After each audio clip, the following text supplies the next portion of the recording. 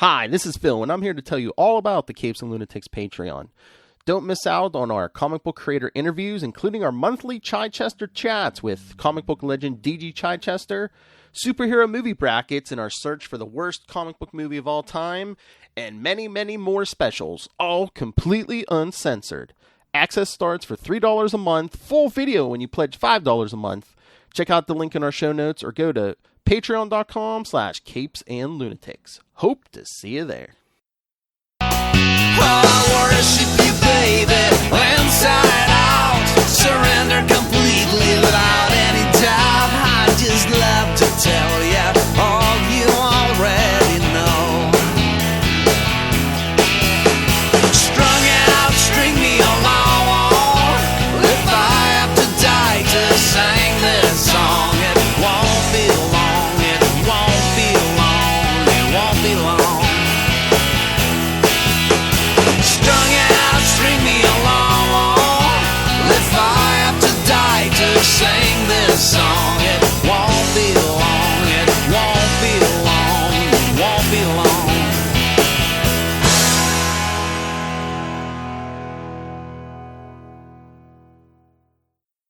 The man, the myth, the legend in his own mind, Rob the Third Best Southgate! Hey, Lilith. Today it's just you and I. I'm so excited for this. None of that Phil getting in the way of this conversation. So Poor Phil. to cover Phil's part of the conversation, yeah, they're not making a Nightwing movie. Ezra Miller, blah. DC can't figure out how to hire a CEO. Okay, let's move on. And we're done. And if you want more of that topic, I'm sure Charlie and Phil covered it on the latest Capes and Lunatics podcast. Right, I'm sure. But this is for the adults, kiddos. Business talk kind of. today.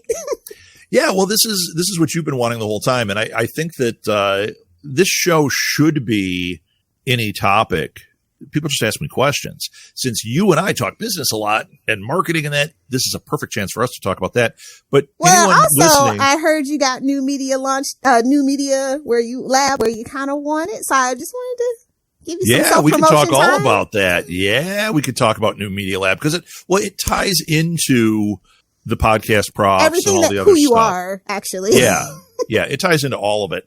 So, yeah, I am, in fact, this morning I was up at I don't know, 5:30, 6 o'clock. I edited the first episode of season 3 of New Media Lab. I'm actually going to drop it today, which is not my normal schedule, but I am going to drop it today because my first guests have a sports themed podcast, and they wanted it before tomorrow because what they do is they podcast before the Bears games, and they're like, oh, if this goes up, we can tell people where to go. We can put links and all that. Yeah, sure. Let's do it. So I'm getting it out today. It's kind of a preemptive strike onto my new Media Lab and what I've changed about it. I'm finally happy with it.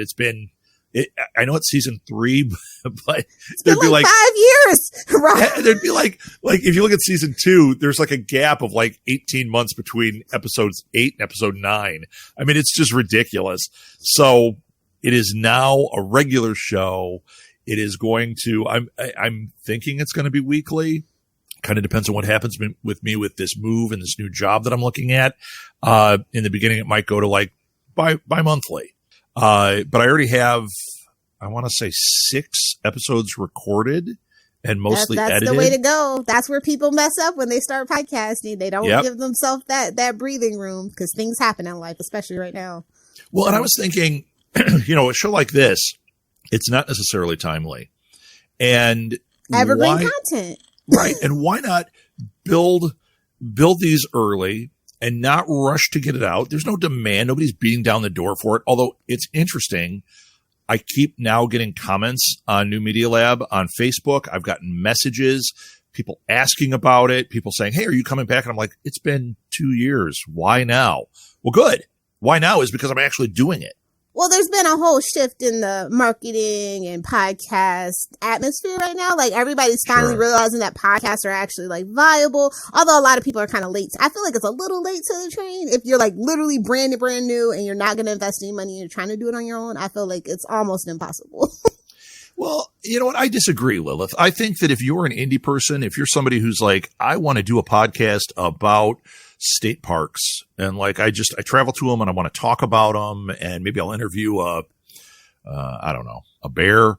The bears. But you could, the fridge comes on. You could do that today and you don't even need to have the equipment.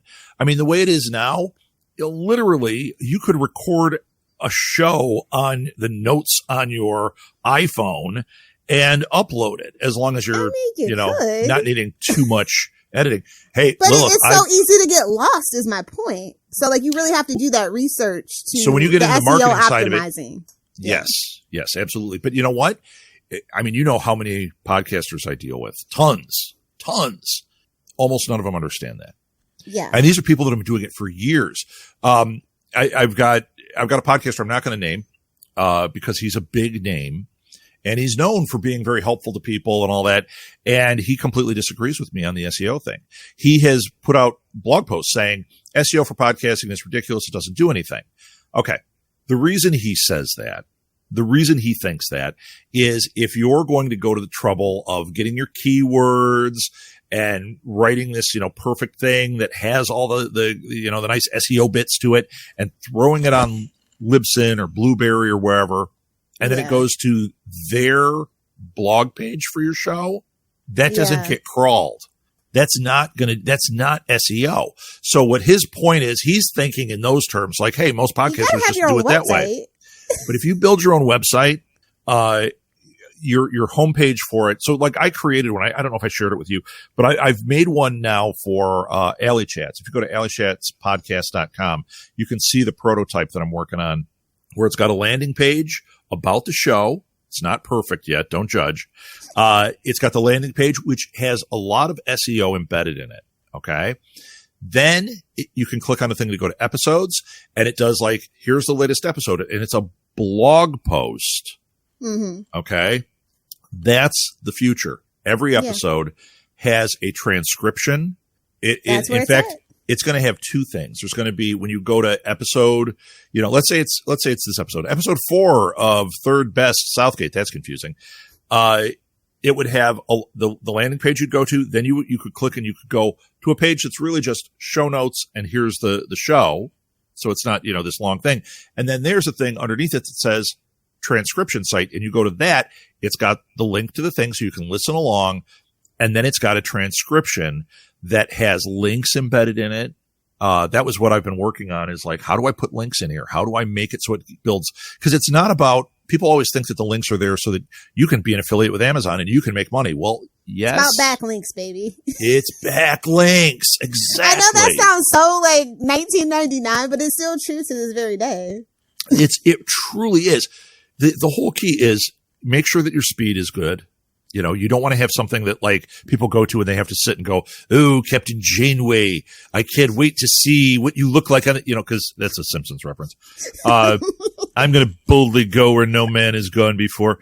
You don't want to have that dial-up look going, right? Worst transcription service ever. Worst transcription service ever. You don't want to have that. You want to have it so that it goes, it's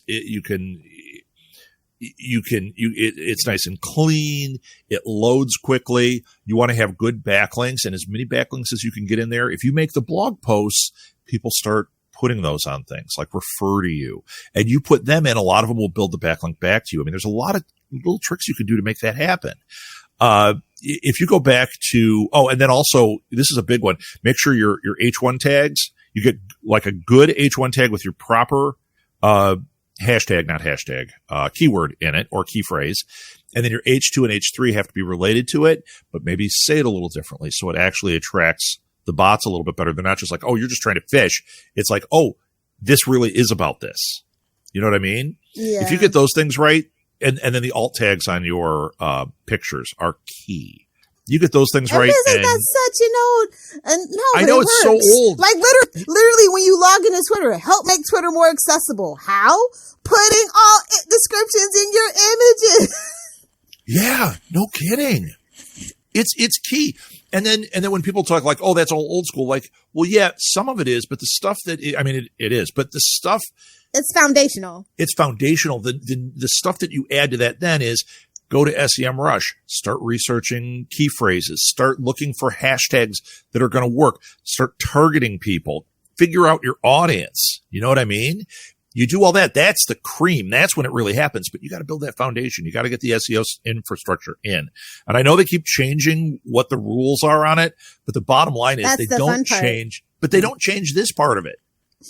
They don't change this part. H1, H2 tag, alt text, backlinks, speed. Yep. They don't change that ever. If you do that, then when you follow, their new things, it might say, don't say the name here or don't put so many of this. It's easy to go back and just change that a little bit. And now you're still relevant. Yeah.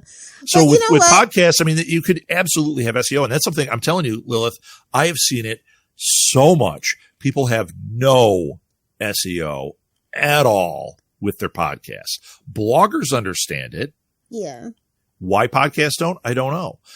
YouTubers don't really understand it. They understand. Well, that's because a lot of them only use YouTube. Like I like half the YouTubers that I follow, say especially in the gaming community, they only either have their Twitch or their YouTube. They don't actually have a website. It's very right. You have to get like a really big name, like Pokimane or something like that, like where you have websites and other businesses on the side, and you've leveraged your internet persona into something else. That's which I think is a mistake.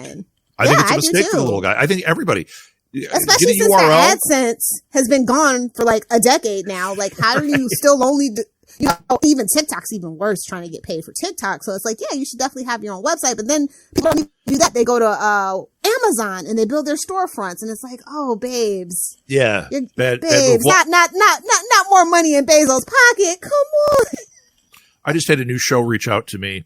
They're just starting up, and they said. And this is somebody who they're not hiring me.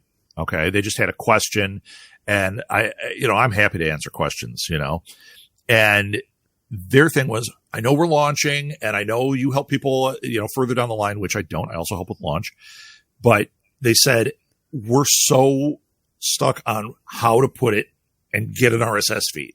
Yep. And they said, we want to do free, and everyone's telling me SoundCloud. Ooh, and I'm like, okay. No, you got to invest in yourself. Yep. I said, so first thing is, don't listen to anybody telling you that. Do not do SoundCloud unless it's a secondary thing and you want to throw it on there just to have more exposure. Get an RSS feed. And then they said, oh, well, we're looking at RSS.com. And I was like, great. For like $2 more a month, you could have Libsyn, and you can actually have it push places easily. You can, because I mean, even I'll tell you one thing with Libsyn. I love my Libsyn, right? As do we here at Capes and Lunatics. Please sponsor us. Yes.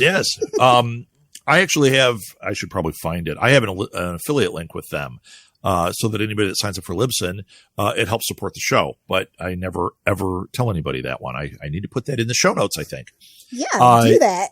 So what I love with them is not only does it push to some social media, and it pushes to, your RSS feeds for your podcast, but it will push to YouTube. And if you put a nice widescreen image, the correct size, the correct YouTube image, put it in there, it'll go right to whatever playlist you want. Okay. That's beautiful. Now, it's not a video version. It's a stagnant image. But I believe you can start putting video on there too now. Not within the same feed, like you'd have to put a second one on that is just video. But my God, I mean, go look at our YouTube channel. We have 6,500 podcasts on there.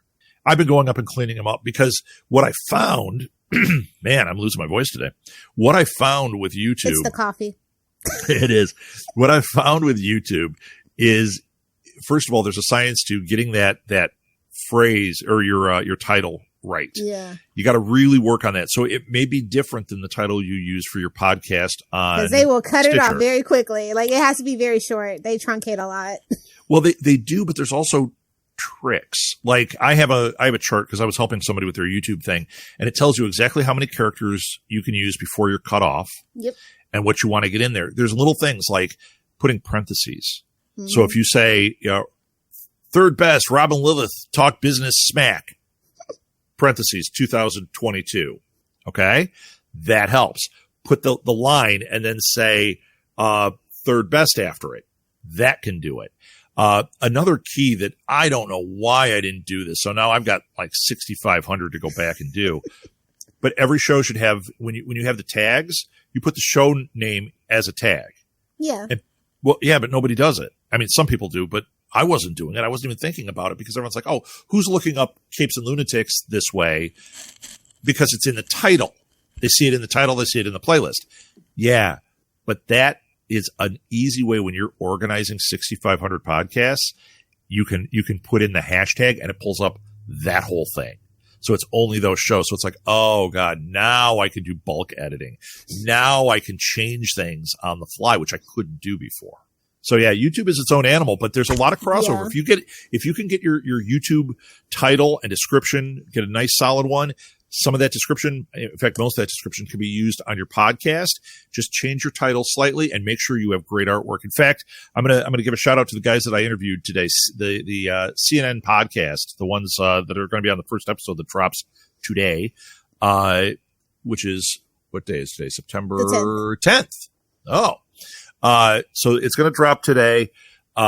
These guys, that one of the tips they give, because on New Media Lab, what we do is the structure's changed a little bit. We talk about your show.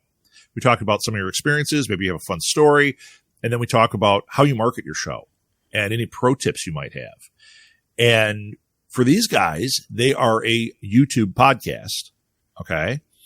Everything they do is on video. And then I think they split the audio later, but they said, oh, the whole game is the video. And they said how important that title was. They said once they figured that out, that was everything. And, that's just really important when you understand how to write a good title, how to write good show notes. And Lilith, because when I started this show with you guys, I wrote up show notes for this that were correct. Like they were good. I sent it over and Phil's like, can I steal this for all of our shows? Yeah. Make it your own and steal this because it's got the links in there. It's formatted a certain way. It's all the stuff that YouTube loves. And when you see it on Stitcher or Google Podcasts. Come on, stop playing with me, Rob. Yeah, I'm not seeing it on there either. But when you see it on those, Spotify especially, yes, it's formatted right and it looks good. Show notes are such a weird thing. And like I said, my friend is like, they don't matter as far as SEO, but they do if you build a website and you have a page with that on the website, and then you have a page that's the transcription. That totally matters. Now, do you guys do transcriptions of capes? I don't think we do, but while you're editing, listen to Rob. Yeah, it's easy. And he could do it free. I think you get 3 hours free per month. If you go to, what is the name of that That's just site? one of Charlie Esther's podcasts, though. Yeah, that's right. That's Charlie's warm-up. He's still in the bullpen, and we're at hour 4. Let's see. Did you hear that announcer voice? I get called in for announcer voices all the time. Nice. And I know very little about sports. Oh, Descript. Descript is killing it. Killing it.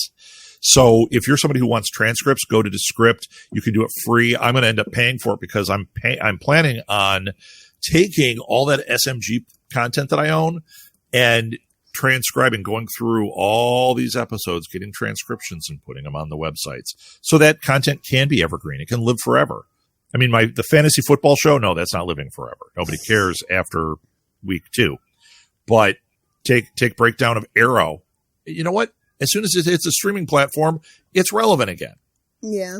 Unless it's on HBO Max. Right. Right. If you look pop at culture dig. I was going to say HBO Max. Oh, you mean Discovery Plus? Which one are you talking about? If you look whichever one's just for the guys. Whichever one. Right. TNT, Arrow, Spike. I'm like, that didn't work, babes. Spike TV did not work. I don't know what they're doing with all that stuff. The jobs I'm looking at are like a higher level, like that kind of job. You got a chance, honestly. It's anybody's game at this point. If you want to go work in a dumpster fire.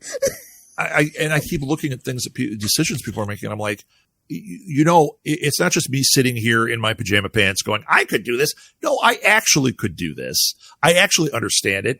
And I don't understand what the freaking thinking is. If they're only following spreadsheets, they're not following the customer at all. or understanding the customer. Because as you know, you can take those demographics and you can spin it to whatever narrative you want. If you really think that this show is only for Puerto Ricans named Jose, I have a friend named Jose who's Puerto Rican. This show is only for Jose. Well, guess what? It's not. It's for another demographic, or that demographic is included. But we tell you a shocking demographic? That's what it is. And then everything we do is all about Jose. Guess what? We missed the mark. And that's what's happening. DC is missing the mark. So many of these things are missing the mark. It's crazy. Do you want to hear a shocking demographic? Go ahead. Do you know the average age of a CW viewer is 58 years old? Is what? 58 years old. That's the average age of a CW watcher. Now, you would never know that, So right? You would never imagine it. 4 years, I'm going to be their target demographic. Yeah. Well, not anymore because they're shaking it up. You know, they're sold off to. Ooh, they're going down to 56. Nice. Well, that's why their shows do so poorly, because as we know, the marketing demographic is 18 to 24. And if you really want to stretch, it's 18 to 36. So that's why they never really have a very big marketing budget. Right. Go figure. Right. Absolutely blew my mind when somebody said that. I was like, are you sure? I don't think my grandma's watching CW, bro. I don't that's know. where their numbers stink. I mean, honestly, though, with the Walker reboot, I don't know. Maybe. Yeah. Well, okay. So that's just it. If they pivot and they go to things like Walker, maybe they do a reboot of Murder, She Wrote. They do a Bro, they already did the Perry shows. Mason one. Well, not CW, but yeah, they've been doing that lately. If they go that route, yeah, they're going to attract an older demographic, but you have an identity crisis then. CW could have been spot on for the 18 to 36 year old. It was supposed 18. It was literally originally meant to be 18 to 36 for women, because as much as people hate to admit it, women actually drive marketing. Why do men buy nice cars? Why do men buy a cologne? Because they want to impress women. Yep. Hello. 100%. But they don't, for whatever reason, it doesn't happen. It's an old paradigm of marketing too. People get stuck in that, especially, marketers come right out of school. I had this deal when I was going through my MBA where I was by far the oldest guy in there, other than the teachers. And they would present things and I would be shocked at the archaic thinking of my classmates. It's still a madman's world out there. I'm just going to let you're 23 and you don't understand. Like, and the teachers then would understand me because I had pretty hip teachers. They would be like, yeah, I don't know why you're not marketing to women. I don't know why I'll give you a great example of now these are like 24-year-olds, I guess. And I was doing a Kickstarter. And I came into class and they're saying, oh, what'd you do this week? So everybody would talk about whatever. And I said, hey, I launched a Kickstarter for this podcast marathon I'm doing. And it was like I said a string of foreign words.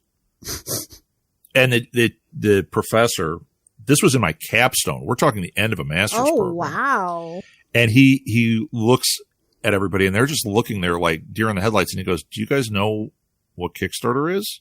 And they sat there and everyone went like, yeah. And he goes, really? Okay. Tell me what crowdfunding is.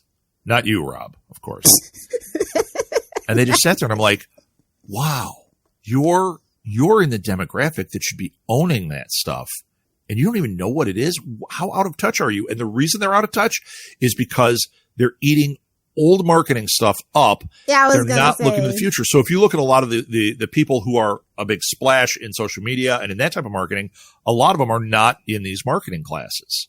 Yeah. They're just watching the YouTube videos about it and following that kind of stuff and building up a new way of thinking. I'm telling you, I was talking about social media in my first class, and there were classes out there in social media, but other than the professor, it changes too fast. Other than the professor, the other ones, they didn't even know what I was talking about. And I'm like, how do you not know? You guys are so much younger than me. How are you not like, oh, we're done with Twitter, but we're all on Facebook. I'm like, really? Because the old people flock to Facebook.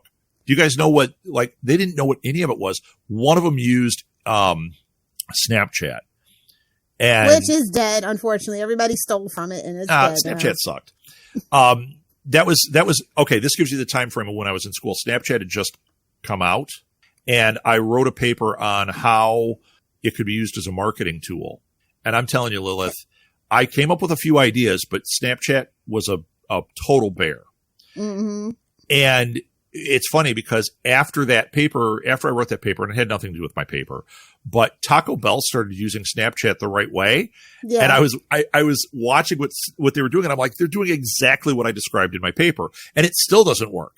Yeah. But it was the only thing I could figure out on how to market with Snapchat, and they were totally doing it, but it wasn't attracting business. It wasn't doing what they wanted it to. Yeah, Snapchat's demographic is weird. It's either creepy old dudes looking for young girls' videos or 12-year-olds. Yeah, exactly. So that brings me to a question. Do you feel like Instagram is dying? Because I felt this way for 3 years. No, I don't, actually. I think Instagram actually is still viable. And I think their reels are interesting. I think when they shifted to reels, that was good. I think the problem they have is they're on Even though that's Facebook. the majority of not what their audience wants. No, but it is. It's starting to catch on for Instagram. I actually find myself looking at Instagram more than some of the others because I do like to see the images. The reels I don't really watch, but I know so many people that fall into that and they get addicted, and they love the Instagram ones more than the Facebook ones, even though they're typically the same ones. Well, it's hard to navigate on Facebook, first of all. It makes you actually go, but yeah, it's bad. How about when I used to always send happy birthday to everybody when it would pop up on my thing? How about it doesn't pop up anymore? You got to go searching for it to say happy birthday to somebody. Really? And randomly it'll pop up and I'll be like, oh, birthdays. Then I'll go in and I'll be like, I've got a week's worth of birthdays I missed here. It's weird. Well, it's weird. Well, Meta as the parent company is in its own little spiral, and I'm very upset with them about what they're doing with Oculus and Horizon and stuff like that. So, that whole company is having an identity crisis right now. So they are, unfortunately, as marketers, content marketers, or podcasters that are trying to figure it out, we still have to know about it. Yeah, and even though like Meta could fall apart, the concept, the overall idea, this Web 3.0 and the concept of Meta is going to be here. And it is going to be something we're going to need to know, or we're going to get left behind. So I actually, in my class, my students don't know this yet, spoiler. What I do in my one class. Extra credit, listen to Third Best Southgate. They're going to get extra. Well, yeah. Oh, I should do that too. Yes. They're going to get extra credit. Number one, I have 2 extra credit things I do with them. One is they can go on SEMrush, take a training, take a test that I have a link for my students that gets them a certification in SEMrush. Oh, cool. It's a $300 certification. They get it for free through my class. So I'm like, but so far, not one person has done the certification. Okay. That's just like in my actual real life. Nobody ever takes the Salesforce training. Even the entry one, I get it as $400, but 9 times out of 10, your boss is going to pay for it. Right. You just got to know how to talk to your boss. Do it. Do it. Do it. Yes. Well, so. Although the one that I'm taking is like $3,600. I'm not going to lie. I'm like, definitely my boss. I'm not going to get reimbursed. You're going to pay for that. I'm going to need that money order. I'm going to need that today. How about some Venmo? Actually, I like Zelle more right now. That's because you're old. It's okay.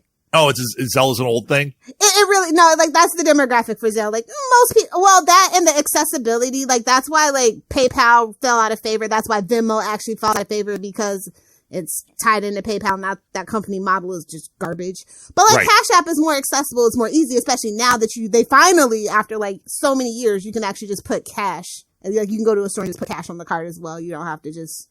Oh, I haven't done that. So yeah, it's accessibility. A lot of people still don't have bank accounts in 2022. See, I like Zelle because it is tied to my bank account, and everyone that I deal with is always like, "Can I Zelle that to you?" I'm like, "Yeah, that's me too." So easy. Like that's I know it's for old people. Right. Although for social media, it is easier for Cash App. I'm just saying. So a lot of people do that now. Snap Cash, and what happens is you take a picture of your money, and you don't really get anything for it, but you get a nice picture of it. And then you can drink your coffee at home, your coffee that you made at home. But I preaching to the choir, brother. Yeah.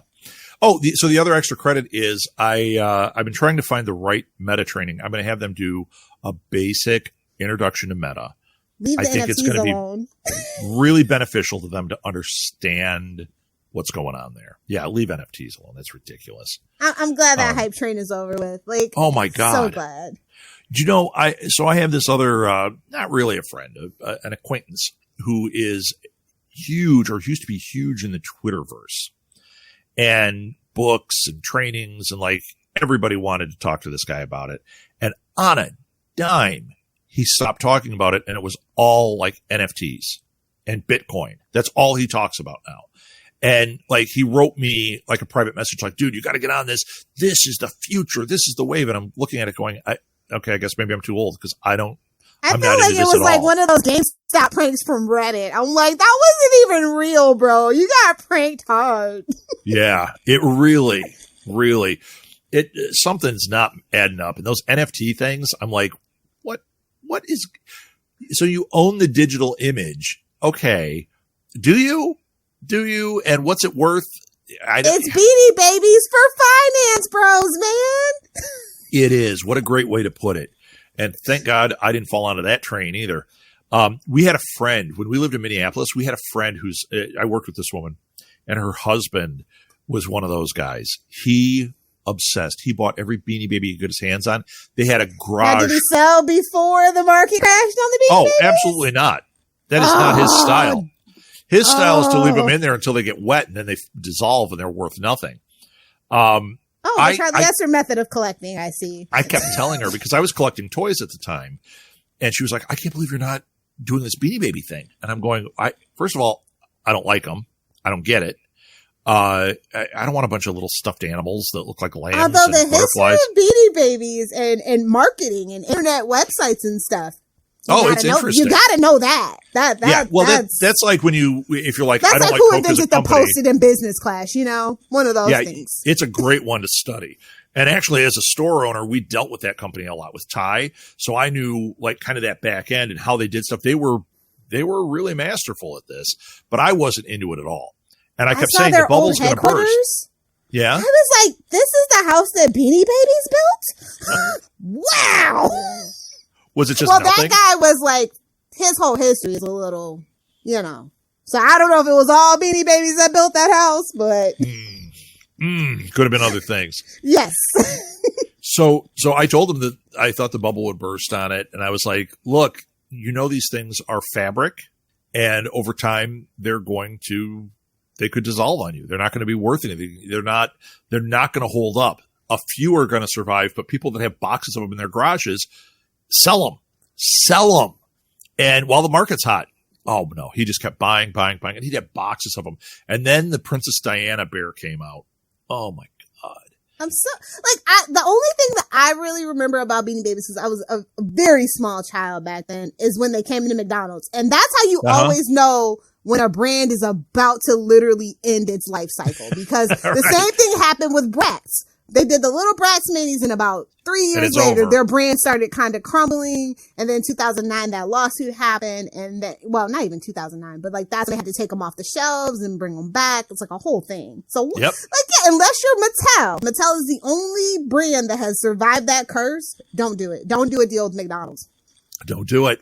I mean, I bet if you go to my parents' house, It's very interesting. I bet if you go to my parents right now, they probably have the McDonald's Beanie Babies still on a shelf somewhere.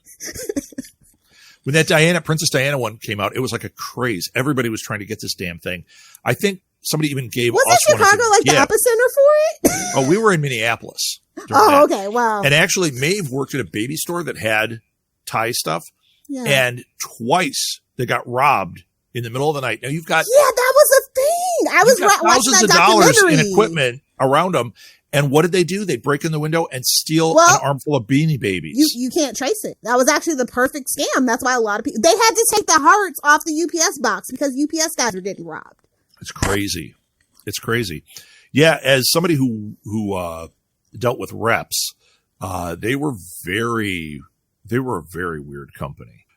In fact, weird enough that I think I'll leave it there. Maybe I can tell you offline about Ty. I kind of fell down the Ty rabbit hole when that documentary came out on Netflix. And I just, like I said, I only remember the McDonald's thing, like adults literally pushing children out of the way. Like I remember that.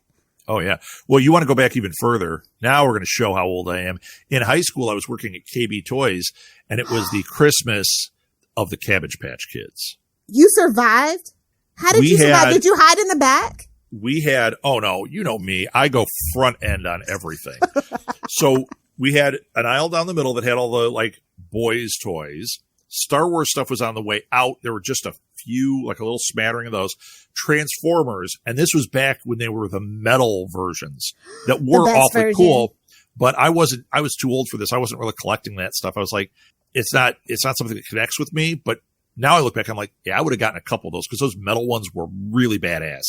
But then on the opposite side of the Transformers, we had a wall of Beanie Babies. And my God, people waiting out front to come in and get these things. It was like a tidal wave of people. And as employees, we had to stand back there and like just try to keep people from fighting and running out with stuff. It was nuts. It was nuts. I was a big guy, even though I was in high school. I was a big enough guy that they would put me back there, even though, what am I going to do? Don't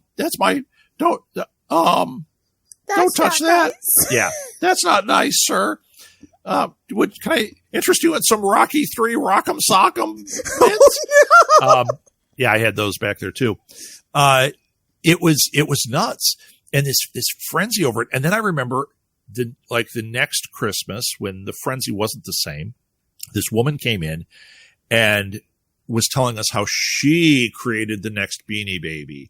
And she wouldn't tell us the details because this is going to be the biggest toy next year and they're courting her and all this. And she just thought she was, the greatest thing and was so far above. And then later on, my manager told me that what she had invented was really just a stuffed animal that was so stupid. It wasn't even a Beanie Baby or anything. It was like it's a what's it thing, and it has a purple head and it has furry body. And I'm like, this is something you get at craft fair. You think this is going to be the next big thing? Do you have a cartoon with it? Do you have comic books with it? Well, this is what do you have with it? You never know. You do never know, but that one was a pretty safe bet. Like those fingerlings. I don't know if you remember that. I remember fingerlings very distinctly because it was when brats were making their comeback. They were like basically little like plastic like animal shaped things that you put on your fingers. People literally pushing each other out of the aisle for it. I think it was like Christmas 2011. Let me look up when fingerlings were big. Yeah. Or Hatchimals. But they did a big marketing push to make that a thing. See, but I remember fingerlings were organic. But see, I was out of my store had been closed a while. I was out of that world. I think by that point I was in college thinking about other stuff. But Molly, we had this stuff for her. For her, it was, she wasn't into this, but her friends, Shopkins. Yes. They That's were another like big one. Out of nowhere, kids were obsessed with Shopkins. And There's it wasn't still a just huge like Shopkins community, to this day. It wasn't like just a couple friends up the street. It was every freaking kid. It was a weird fad because they were not cheap like this fidget spinners. That was a total trend. That was a fad. I was teaching during that, and it was like one week nobody had them. The next week I came in and every kid is just, you're like, okay, we need to put those away right now. That was nuts. But the Shopkins, and then the ones that Molly had, which were really great, and it was all marketing, was the Twinkies, Squinkies. Do you remember these? Okay. They were really little, like that big, and they got the license to tons of characters. So like they had kind of like Mini Brands meets Funko Pop. Yeah, they had the Disney Squinkies. Oh wait, hold on, we've got an interruption. Yes. Yes, Lala Loopsy. Look, listen, I'm an MJ stan. I know all about Lala Loopsies. Yeah, Molly was Lala Loopsy. We had all that Lala Loopsy stuff. I see she's a woman of fine taste and distinction. The Squinkies though, she had because of her dad. She got a bunch of Marvel Squinkies. She got DC Squinkies. She had, I think, Star Wars Squinkies. She had tons of the Disney princesses and the animal. Like, oh my God! And then I thought that was brilliant marketing when they came out with those, because I remember watching a video with the guy who created it, and he was a marketer, and he said they wanted him to come up with the next thing, which of course everyone wants you to come up with the next thing. Good luck. And he said what he was doing is he was watching kids, And he said, everyone goes to the toy store and watches where kids shop and they go, okay, this is going to be the next hot thing. He was at the grocery store and noticed every kid wants to go up to those machines and put their quarter in and turn the thing. That's why he invented Swinkies. You bought them and they came in the little plastic thing with the little rubber guy in the middle. And you could buy a little dispenser thing. Then they started putting out toy play sets with them that did the same thing. You could put your Swinkies in the top and turn the thing and they'd come out. And then she had the castle and the this and the that. But it was all based on that idea of they love those plastic bubbles with the little toy inside. You pop it open and you always want a good price and you always get crap. This way, you were getting a Wolverine or you were getting Princess Jasmine. You weren't getting, here's a banana. Generic. Yeah. I spent 50 cents and I got a rubber banana. Here's a generic green military guy. Oh. Yep. And somehow they got all those licenses and it was the same time as Funko was, Funko, when those hit, I remember, the first time I saw it, I was at a Target. I didn't know anything about them and I got a Batman. And they only had like 3 characters on the shelf. And I was like, these are really cool. So I bought this Batman, had it on my desk at work. And a year later, people are asking about it. People are all into it. And then I start seeing it's like getting bigger and bigger. And then bam, San Diego Comic-Con, they're doing huge reveals and collectors are nuts. And I'm going, there were 3 on the shelf. They had a Batman, and then on the back of the box, they had like 2 others listed or something. It was way. One thing about DC, they're gonna give their merchandise branding license away. They're gonna do that. Yeah, and they didn't. That was the only one I saw was Batman, and then I don't remember anything else that I was finding until later when all of a sudden, they had some Star Wars, and now there's some Marvel characters, and then it was everything. So yeah, I think Funko is a really interesting one too. And like somebody asked me yesterday, I was selling off a bunch of my toys and they're like, do you still collect? And I said, no, but I still get a Funko now and then. Most of my Funkos are, if you could see behind me here on my shelf, I have my collection of the coffee drinking Funkos. So if they have a coffee mug, they're likely on my shelf. Who is the Seinfeld character that drinks coffee? I have that one, but I can't think. I don't feel like looking through all of them. A Seinfeld character? Hold on. There's a Seinfeld character there's a variant where they're drinking coffee. I want to say it's George or Elaine. I haven't seen that. I have them with mugs. I'll dig through my Funko app and see which one it is, and I'll get back to you. But yeah. Yeah, I have, I can't see. I have Agent Cooper. I have Michael Scott. I have Hopper. I have Ron Swanson, awesome, and I have what's his name from Office Space. We're gonna need those TPS files. That guy with his cup. Yeah, I'm always looking for him. There was an anime one that I found, but I don't even know who this character is. I'm like, I'm not gonna buy some weird character that I don't have any clue who it is just because they're holding a coffee cup. I like them to have a mug. Though it doesn't even matter if your thing was drinking characters drinking coffee, get it. Nah, I'm not interested. I want it to be a character I at least connect with. Like getting Agent Cooper holding a cup of coffee. Oh, that makes sense. Although if they put out a Khaleesi with a Starbucks cup, I might have to get that one. That's pretty funny.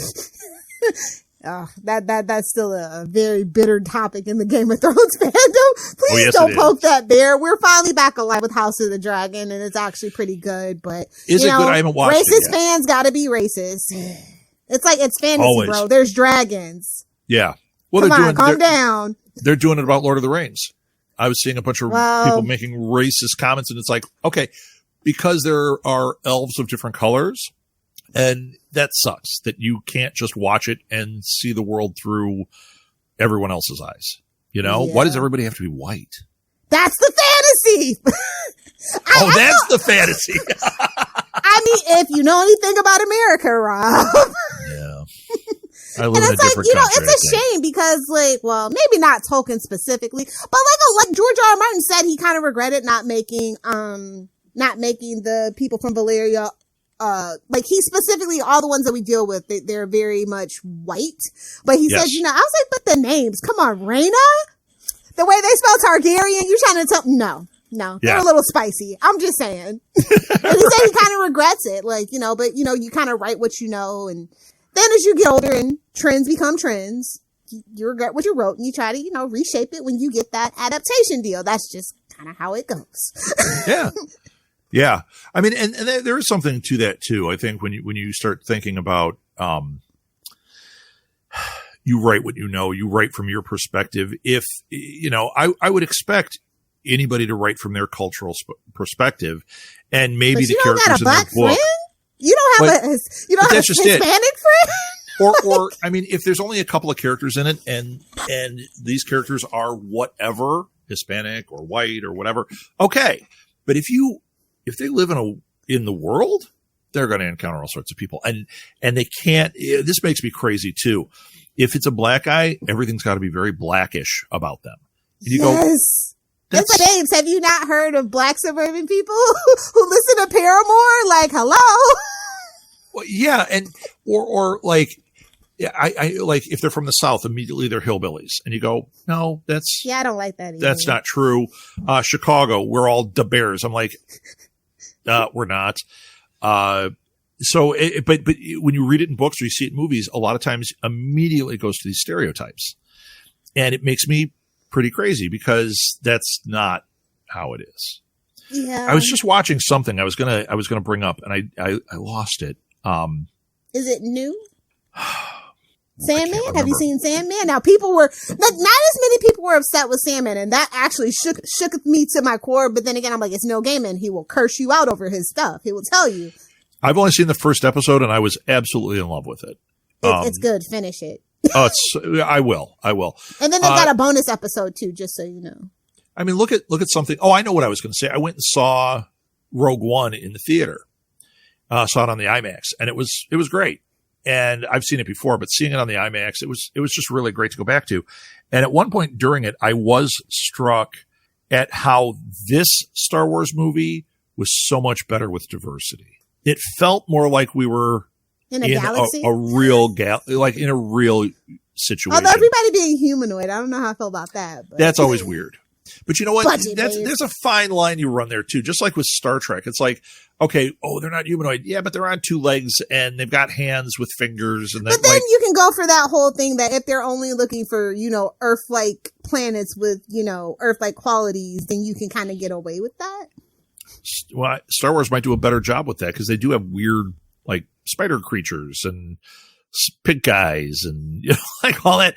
But then if you go back to especially go back to the prequels, it's got some nice racism with that too. Nice little smack of racism.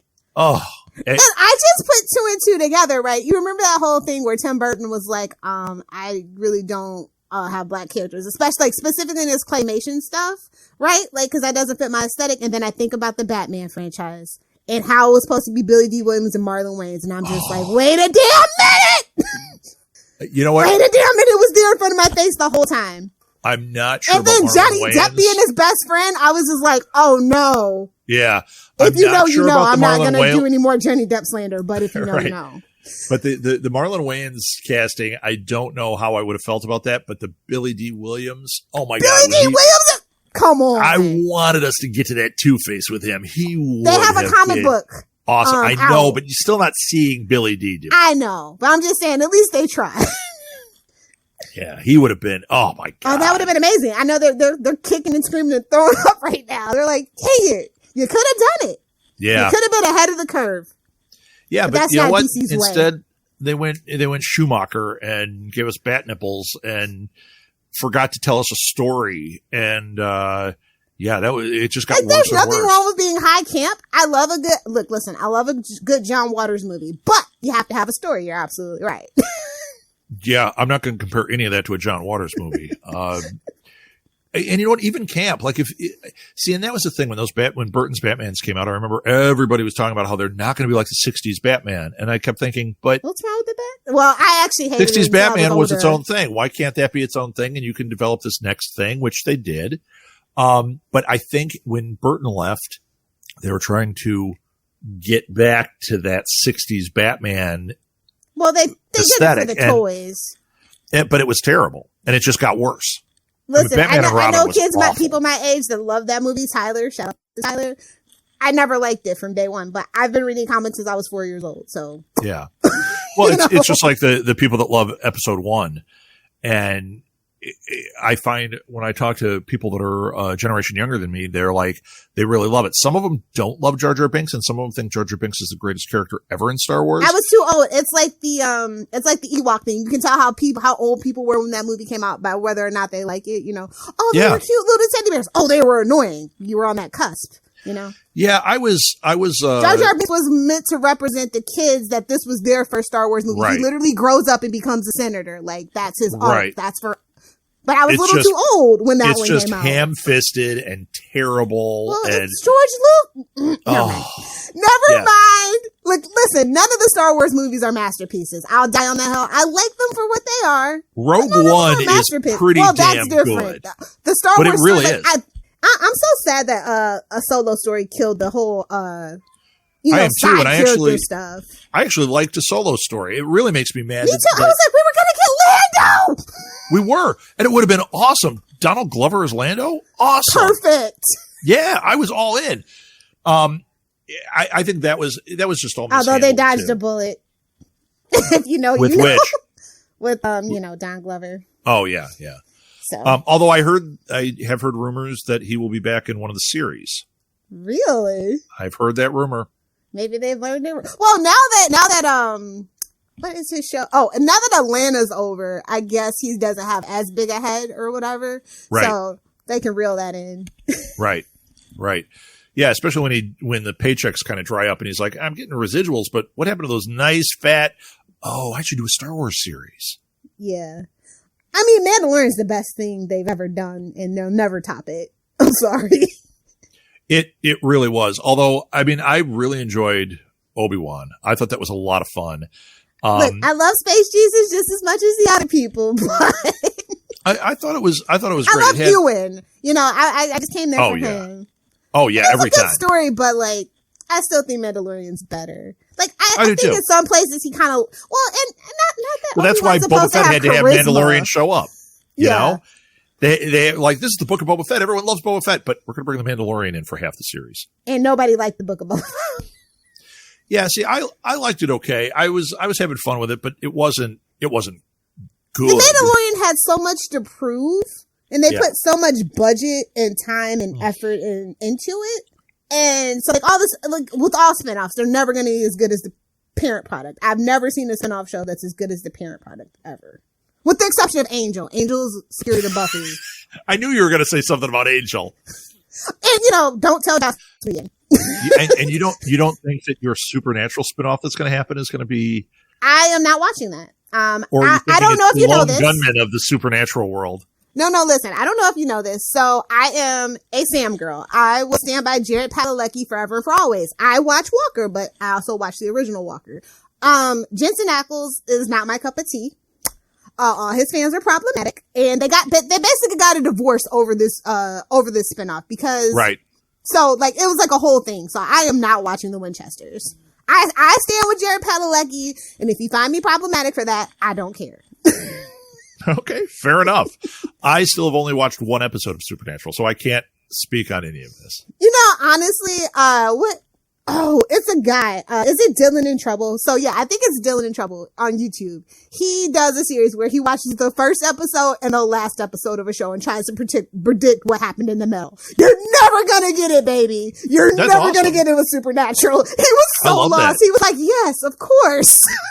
We actually had a show pitched to us way back that was almost exactly that. It was first 3 episodes and last 3 episodes. And they were going to just do that and talk about what they thought happened in the middle. And then he reads the wiki. Wait, who is that? Yeah. And then the other one. Seasons? It's American Doctor Who at that point. No show is ever going to top that. Oh yeah. Well, live action primetime. Molly had a show with her friend Tabby for a while called The First 6, and they would just watch the first 6 of a series because once you get past the pilot, by the time the 6th episode is in, you're usually settling in. Yeah. And I thought that was an interesting show. I mean, it was 2 teenage girls talking about these shows, and they would pick things like they did Friends, and they thought they were going to like it, and they hated it. Well, Friends doesn't get good till season 4. As somebody who had a significant other who actually that was their comfort show, no matter what they were doing, I would just kind of walk in and out. I hated Friends. Like, Yeah. I literally only have ever seen it in reruns. I never saw a live episode. And that was like the thing when I was in high school. So Yeah, we had our store when that was so popular. Every day after the show, water cooler show, everyone would come in and talk around the water cooler, which was our table. Oh, all I could talk about was Friends. And we didn't get it at all. Mad About You and Seinfeld are superior. I don't know what everybody was on about. I agree. Mad About You falls off, but it is a better show. And you get to see Hank I found it a little Azaria. annoying over time, but Seinfeld, Seinfeld's You got to get pretty past season untouchable one. compared to those. Well, no, actually, halfway through season one, it gets better. Right, But right. Yeah, because the first few episodes are like a different show, but it's just like Parks and Rec. You watch that yes. first season. The first season, when you watch it now and you go back, it's like, oh, there's funny stuff because we know the characters and everything. But the writing and everything, it's season 2 on, is a masterpiece. everything absolutely did come together. Yeah, I'm glad they gave that show a chance. I heard that they didn't Me want to too. do a season 2, but it's kind of like, how can you not when the writer and the executive producer pretty much like best friends with the VP of your Yeah. network. Well, think about the people that came out of that show. I mean, it is Yeah, crazy what impact that show had and how they're all going on and doing other things. Unlike treat yourself Tuesday. with Seinfeld, George has been in things, but you don't see a lot of Jason Alexander Listen, stuff. he's living off those residual checks. He don't. Yeah, need he did nothing. that one show that he was the headliner of. Elaine has gone on. She had She Veep doesn't for a even long need to do the time. work. She's an heiress, Rob. That's why I I love know. my Lainey Pooh. And you know what? She's so fantastic. Her comedic timing. Oh my God. She's a VP killer. was amazing. Like, I didn't think But, I like- was going to like it, but it was great. Michael Richards disappeared, other Well. than his racist rant. Yeah, well, And- that's what did it. And Well, he had that Seinfeld, pilot, remember, after Seinfeld, and it didn't go anywhere. yeah, it didn't go anywhere. And then Seinfeld, I mean, like, comedians in cars getting coffee is interesting, but he's just really a YouTuber at this point. He didn't create the next Seinfeld. You know what I mean? Meanwhile, Curb Your Enthusiasm. Correct. And the Seinfeld season is the sequel to Seinfeld Yes. that we all want. It's amazing. I love Curb Your Enthusiasm. I don't, like, I have the most random taste in shows. Like, it's so random. We I'm like, love yeah, it too. I love Arrow. And also Curb Your Enthusiasm. And also, like, freaking The Newsroom. Or How about Severance? or Have you watched Just that Shoot yet? Me. Have What? you watched Severance? Yes, of course. Oh my God. That's our It's- future. That's Black Mirror warning us, guys. I'm just letting you know. I'm dead serious. That's You've what been they in want corporate. from us. There is so much in it that I kept going, this is hitting too close to home. Yeah. Like this is not a future that's that far off. I could absolutely see some of this. Amazon will probably be the first one to do it. Oh my it God. I was saw a meme frightening. on TikTok and they were like, if the year is 2035, you just got your letter in the mail to do your 3-year, tour of duty at the Amazon warehouse. And I'm like, "Bruh! No, you don't understand. They're literally running out of workers in every single local warehouse area because everybody's either already works there or has already quit. They're Holy desperate cow. for work. The Amazon thing, I always thought it was going to be Apple. Yeah. I always thought it was going to be Apple, but I'm pretty sure it's going to be Amazon. Pretty sure. Yep. I Skynet. think you're right. Right. But I have to back Amazon because they got all the Stargates, and I'm hoping for a new Stargate show and a new Stargate movie, and they have all the MGM stuff. So it's just like, sorry guys. They got The Boys on Amazon Plus. They got The Boys. They got Invincible. They've got The such great Boys original is programming. so Man in the High Tower. good. All their old stuff is really good. Yeah, it's really good. Yeah, when we talk about the streaming wars, I think the ones Nobody HBO ever Max- talks about Prime. HBO Max is the one who's going to blink first. They're the ones they blinked first, and now they're going to be in trouble because they're mishandling something that I thought HBO Max was really good. It needed to expand, and it was Well, their starting to do original some really cool stuff. programming, And based now off they've their original IP is what killed it. Sex in Yep. the City was bad. The Gossip Girl reboot was bad. And while Yep. I do appreciate that Pretty Little Liars reboot or whatever they're calling it, it's still really bad at the end of the day. It didn't connect with the audience, but it did Yep. get a season 2. So shout out to them because A, they have a diverse cast, and B, they're all women. So shout out to them for getting a season 2 on HBO Max. Sure, but they flinched first, so they're probably the most likely to disappear. Disney. Paramount Plus, I thought would be that one, but then they said, you know too. what, Trey and Parker, come here, do some specials for us. Hey, we're gonna put out 1,000 Star Trek shows, good Star Trek. I mean, well, one of them is, and that's Strange Lower New Decks World. is amazing. Well, is that on Paramount Plus or is that on Yes. like TV? Okay, Paramount Plus, and it's so good. Strange New World's so good. so good. Like Picard. yeah. I'm sorry, that was like, look, I'm a TNG super stan, and I don't like Picard. I'll just say it. Yeah, there's a problem with it. It is cash grabby. Yeah. 7 of 9, really? But we don't have Cisco. We're not going to redeem Cisco. Yeah, what's up with that? What's up with that? Very strange. Hulu Disney has a real potential with Hulu, but I got this. Well, they're weird still feeling, on the FX original programming. That's why they're so good. but not just, no. You know what? You know why they're so good is they get all these interesting foreign shows, which is the model that Netflix started picking up. Because like, oh, we can pick up these foreign shows cheap and label it as Netflix. Hulu used to do the same thing. We watched so many foreign shows on Hulu. The other thing Hulu used to have was they had over 400 Criterion movies on there. They got rid of those, but it was great. We were always watching things on there. Right now, I've heard that when they started putting the R-rated a couple things on Disney Plus, that's kind of the let's test the waters and see if we can just bring it all here. I don't think they should at this point. I think they should take Hulu and make that all their Fox stuff, throw it over there. Their adult stuff, Hulu. Their kids, their Star Wars, their Marvel, Disney Plus. That's how they do it. But I have a feeling they're going to mess up Hulu. I heard that they're thinking about they want to dissolve Hulu completely. In that's Disney what Plus, I think too, and I think that's going to be a mistake. And that's a mistake, yeah. Because I don't know for sure. They still do the live the next day live stuff, right?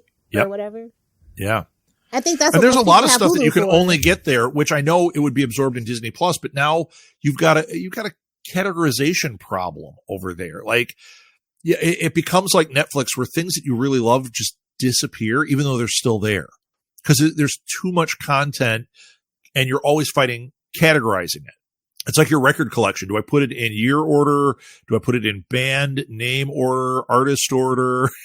You know, it's the same problem that they have. Netflix does a pretty good job with that, but they also, I mean, there's stuff that we've gone, thank God I remembered to put it in my playlist, my wish list, because it's so buried, I can't even find it because of their algorithms. But if it's in your wish list, it stays. And I think Disney Plus is going to have that same problem because families that turn on Disney Plus, their kids want to watch Disney movies or Star Wars or Marvel. And now all of a sudden you've got an Alien series on there. That's going to be a real problem. It's going to be a real problem. It's a branding issue, and I don't understand. They'll figure it out. They're Disney. They will, but they've also crapped it up before too. Oh well, yeah. I mean, listen, I don't worship at the house mouth like Charlie Esther. I don't know if you know this. He has a little tiny red Mickey Mouse that's always arms length, and it's like altar size. It's creepy. It's creepy. Well, it's like Lil. He worshipped it so much he went down and worked for him. Bless his heart. Yeah, I mean, if they wanted to hire me for high money and let me fix things, sure. But they're doing pretty well without me. No, they really are. Like, Disney's a very interesting DC could hire me, business though. study. It is. Oh, Disney? Oh, yeah. You can read volumes on Disney, and going all the way back, it's interesting stories. You know, even the crash and burn they had for a while, interesting. Their move buying LucasArts and buying Marvel that close together, when everyone's like, oh, they shouldn't do it. Oh, monopoly. It's like, no, this is just business. And when your money's long, you can take the gamble. Those were smart. $4 billion for Star Wars. Think they made it back? On merch alone. Yeah, exactly. Ticket sales to Star Wars land, you know? Yep. Honestly, I feel like that's the only reason why they bought it, because everybody always wanted one. I mean, George wanted one so bad, you know? Yeah, but now this is just an endless supply of story that they can tap into. It's their Star Trek. Yes. If they had been able to buy Star Trek before they bought Star Wars, it may have been a different story. They may have built on that. But Disney always had a relationship with Star Wars, so it made sense. When people say, oh, DC's in trouble, Disney should buy them, that's never going to happen. That's never going to happen. They would break off. They would sell that brand individually to a very, very wealty fanboy that lives in Saudi Arabia, who shall remain nameless. and who shall destroy it? Maybe not, honestly. I think it would.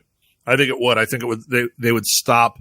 Well, maybe not, because I think they've done a pretty good job of doing that already themselves. Yeah, like there's nowhere to go. Like I said, just completely let it burn to the ground, and if it comes back from the ashes like a phoenix, it does, and if it doesn't, oh well. Yeah. All the stuff I like is been completed, so since at least 2011. Sure. So I don't care at this point.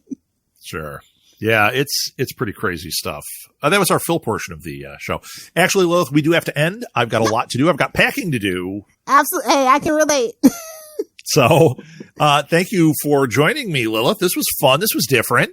Don't get jealous, Phil. You want to do your plugs, and then we can go, and Phil can fill in the rest. I'll make them real quick. You can find the Podcast Profs or Southgate Small Business by just typing them into Google. thepodcastprofs.com or southgatesmallbusiness.com. Those are my consulting and coaching businesses where I help people with marketing, whether it's a podcast or whether it's your social media or your digital marketing. I help people with projects like launching books, any of this stuff. So please check those out. I'm going to put a bug in your ear. Coming soon is Pod Life 2. We can't really see it on there because it's blurred. 2? Yeah, Not the 3? one I've been waiting for you to send me a chapter for. Yes, so I have a feeling, Lilith, we'll be talking to you about chapter 3, because or volume 3, because you just never got it in. That's okay. Fine. Shame me. It's fine. That's okay. Volume 3 will be on the horizon, but volume 2 is definitely on the horizon. We're trying to get it out in people's hands well before the holidays. And when we do that, it's a reprint of volume 1 with some changes, which is going to be awesome. So that is coming. Follow me on social media to stay abreast of that stuff. I'm obviously on here at Third Best Southgate. I also am on Twitter at rsouthgate. I'm on Facebook. Go to Southgate Media Group. Better yet, just go to linktr.ee, so Linktree / the Podcast Profs. It's on there. Or you could go to / New Media Lab, which has its own link tree, which will have a lot of the same things in it. And stay tuned for New Media Lab. New episodes coming starting today. Oh, be sure to send Phil that link, and I'm sure he'll tweet it out and stuff too. Awesome. I definitely will. Right. Thanks, Lilith. It was awesome. This was great. Thank you so much. Have a great day. Oh, someplace where we belong, where we can be. Oh, I'm strung out, string me along. If I have to die to sing this song, it won't be long, it won't be long, it won't be long. Well, I'm strung out, string me along. If I